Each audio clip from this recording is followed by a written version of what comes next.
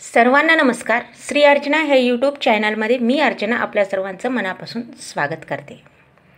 थंडगार पहाटेची वेळ, आकाशात हलकी चांदणी आणि पवित्र मंत्रांचा शंखाचा नाद. अशी वेळ आली की ओळखा, सुरू झाला आहे कार्तिक महिना.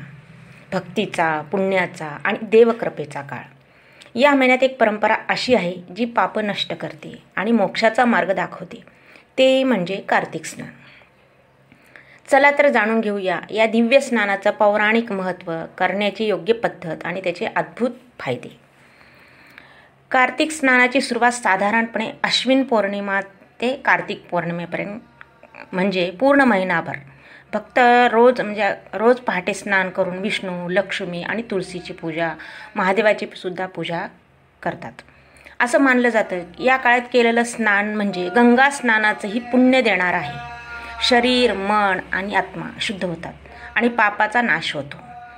कार्तिकातलं प्रत्येक स्नान म्हणजे मोक्षाचं एक पाऊल आहे पुढे, असंच मला वाटतं. हे कोणत्या कोणत्या पुराणामधून आपल्याला कळतं. कार्तिक स्नानाचं वर्णन स्कंदपुराण, पद्मपुराण, मत्स्यपुराण, गरुड पुराण या 4 महापुराणामध्ये आहे आणि हे व्रत भगवान विष्णू आणि शिव यांनी स्वतः सांगितलेलं आहे.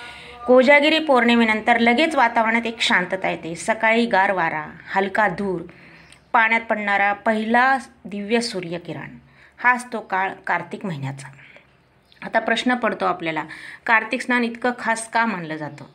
तर ऐका, हे स्नान फक्त शरीरशुद्धी नाही तर आत्मशुद्धीचं साधन आहे. या काळात स्नान केल्याने मनातील सगळे दोष, राग, लोभ, मोह नाहीसे होतात आणि देवकृपा मिळते. अध्यात्मामध्ये असंही सांगितलेलं आहे, कार्तिके स्नान मात्रेण सर्व पापक्षयो भवेत. म्हणजे फक्त कार्तिक महिन्यात स्नान केल्यानेच पाप नष्ट होतात. आता हे फक्त वाक्य नाही, यामागे मोठं पौराणिक असं कारणसुद्धा आहे. स्कंदपुराणात भगवान शिव स्वतः म्हणलेलं आहे की जो भक्त कार्तिक महिन्यात पहाटे उठून गंगा जलात स्नान करतो त्याचं जीवन पवित्र होतं. पद्मपुराणात भगवान विष्णू नारदांना सांगतात, कार्तिक महिन्यात स्नान, दान आणि दीपदान केल्याने मोक्ष प्राप्त होतो. आणि गंमत म्हणजे हे व्रत प्रथम देवर्षी नारदांनी केलं होतं. त्यांनी दररोज पहाटे स्नान करून भगवान विष्णूचं नामस्मरण केलं आणि त्यांना परमज्ञान प्राप्त झालेलं आहे. हे नारदांनी केलेलं आहे कार्तिक स्नान. याच महिन्यात पुन्हा अजून कोणी केलं आहे. पृथू, प्रल्हाद, भगीरथ राजा यांनी सुद्धा हे स्नान केलं आणि देवकृपा मिळवली.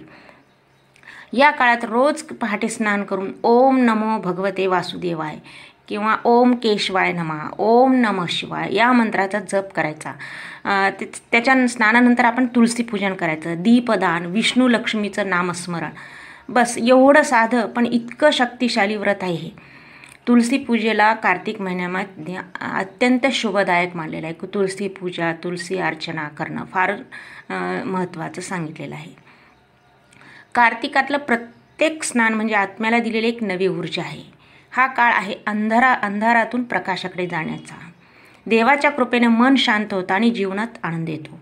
यावर्षी कार्तिक स्नान जरूर करा. अश्विनी पौर्णिमेपासून रोज सकाळी देवाचं नाव घेत पवित्र स्नान करा आणि पहा जीवनात किती दिव्यता येते.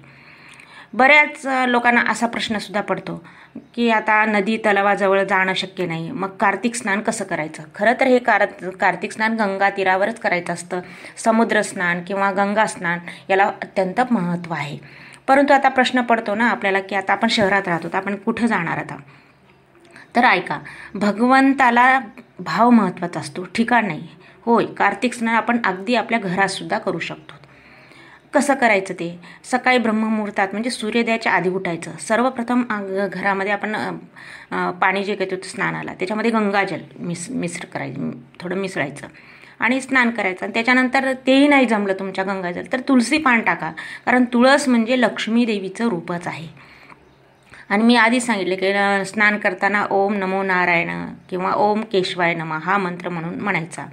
स्नान केल्यानंतर देवघरात आपण दीप लावायचं, तुळशी अर्चना, देव अर्चना आणि धूप, दीप, नैवेद्य म्हणजे काय? साखर. सकाळी आपण एवढं काय करू, साखर किंवा फळ कोणते ठेवायचं. नैवेद्यम समर्पयामी म्हणायचं. नैवेद्य आपण साखर ठेवली किंवा फळ ठेवायचं तर आपण नैवेद्यम समर्पयामी हा म्हणून आपण नमस्कार करायचा आणि विष्णू आणि लक्ष्मीचं नामस्मरण करायचं. म्हणूनच कार्तिक स्नान फक्त बाहेर नदीत नाही तर घरातल्या भक्तिभावाने केलेल्या स्नानातसुद्धा आपल्याला देवकृपा मिळते. म्हणून रोज पहाटे उठून गंगाजल आणि तुळशीसह स्नान करायचं, देवाचं नाव घ्यायचं, दीपदान करायचं आणि अनुभव घ्या या दिव्य शांतीचा, जी फक्त कार्तिक महिन्यात मिळते. कार्तिक महिना म्हणजे भक्तीचा, पुण्याचा आणि देवकृपेचा काळ आहे. आधीच सांगितलेलं आहे तुम्हाला. याच्यामध्ये दररोज पहाटे उठून आपण स्नान करणं म्हणजे स्वतःच्या आत्म्याला शुद्ध करण्याचा सुंदर असा मार्ग आहे. त्याच्याने काय होतं, शरीर शुद्ध होते, मन शांत होते आणि देवकृपा आपल्याला जीवनात दररोज उतरते, लाभते. गंगेच्या थेंबासारखं हे पवित्र स्नान आपल्या आयुष्यात सुख, शांती आणि समृद्धी घेऊन येतं. कार्तिक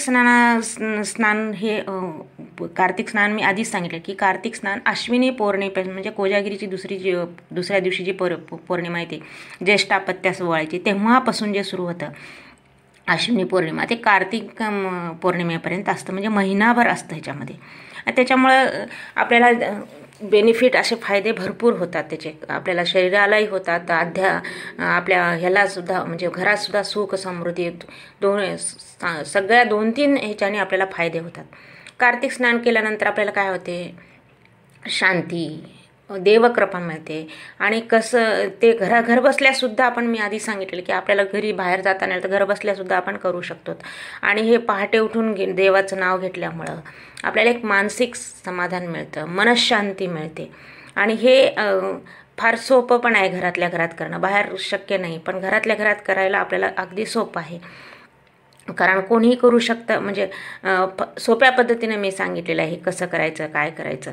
कारण बाहेर तर आपल्याला शहरामध्ये असल्यामुळे आपल्याला बाहेर तर जाता येत नाही. आणि घरबसल्या केल्यामुळं आपल्याला एकतर देवाची अर्चना केल्याचं आणि मनाला समाधान होतं, खूप महत्त्वाचं असतं. कारण सकाळी उठल्यानंतर आपलं मन प्रसन्न राहतं. आपल्या अध्यात्मामध्ये सुद्धा सांगितलं की सकाळी लवकर उठून आपण उठायचं, उशिरा उठणं बरोबर नसतं. सकाळी लवकर उठून आपण हे कार्तिक स्नान अवश्य करावं. घर बसल्या भक्तिभावाने केलेलं स्नान आणि अर्चना म्हणजे सहस्र यज्ञ इतकं पुण्यदायी आहे. तर चला आपण रोज पहाटे उठून देवाचं नाम घेऊया, दीपदान करूया आणि जीवनात दिव्यता आणूया. माझा व्हिडिओ आवडल्यास लाईक करा, शेअर करा आणि सबस्क्राईब करायला विसरू नका. जय हरी, जय तुलसी माता. सर्वांना नमस्कार. श्री अर्चना